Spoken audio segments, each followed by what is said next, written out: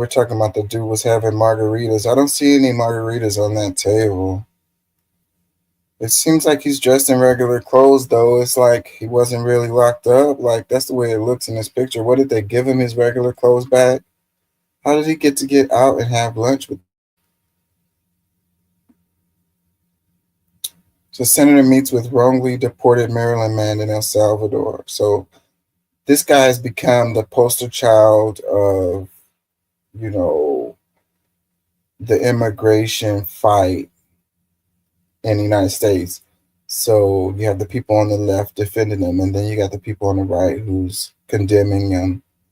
So this guy is like the poster child for the argument against what Trump is doing, or for what Trump is doing related to immigration. This is Senator Chris Von Hollen of Maryland met in El Salvador with Kilmar Armando Abrego Garcia, the man who was wrongly deported by the Trump administration last month.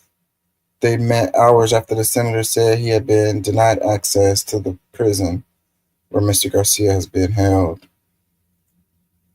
Yeah, so then you got people that's making an argument he didn't have any due process, and then others are saying he did have due process.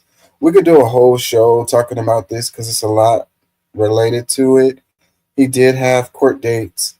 He was fighting his situation, and they gave him like a reprieve, if that's the right word. So technically, he was legal to be in the United States, but there was a time frame on that where that could no longer be the case. And so apparently he got picked up by what the Trump administration is calling an administrative error and sent to El Salvador. And so he is a El Salvadoran citizen. So I don't know if that clears up the arguments related to it. But as far as the due process part, there's two sides to that, because you could say that he had gone to court previously. But for the time where the administrative error deal happened, they didn't go through any real court processes. They just picked him up and they shipped him off.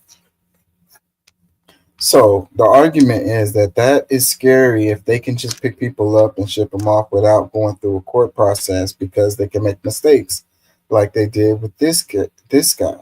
So who's to say that they won't make, that they're above making mistakes and sending people who are actual citizens. And then once they get over there, they're like, oh, we can't get him back. He's outside of our jurisdiction, da-da-da-da-da. So, what makes this scary is that if they, they can just start shipping citizens and say it was a mistake, and then say that they can't get them back. What if the government don't like you? You're doing something that they don't like, that they don't agree with. You're making them look bad. You're a political enemy. You're a journalist or something like that.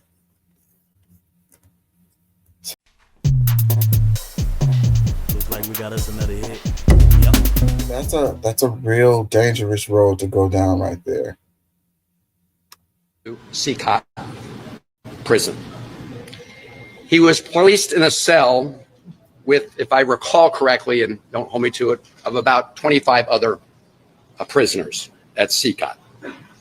He said he was not afraid of the other prisoners in his immediate cell, but that he was traumatized by being at Seacott and fearful of many of the prisoners in other cell blocks who called out to him and taunted him in various ways.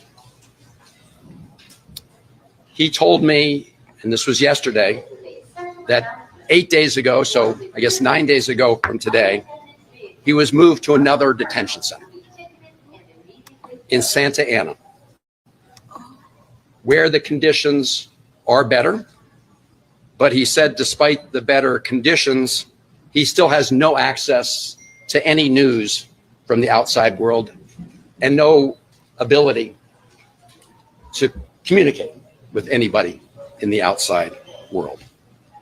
His conversation with me was the first communication he'd had with anybody outside a prison since he was abducted. He said he felt very sad about being in a prison because he had not committed any crimes.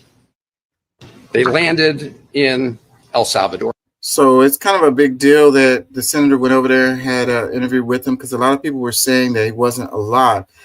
Because the whole thing was the guy was applying for asylum, and you know that he was running from the gangs in El Salvador. He was afraid for his life. That was his whole deal. So then you send him to a prison full of gang members in El Salvador, then you can be afraid for his life or whatever. So that's what a lot of people were saying, because you can't go in this prison, you know, even though you've got a lot of people taking pictures in front of cells. So I don't know how that works, but they're saying that they don't have any visitors. You can't get letters. They can't, the lawyers can't contact them or whatever.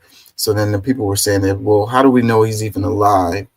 So you can't say that he's not alive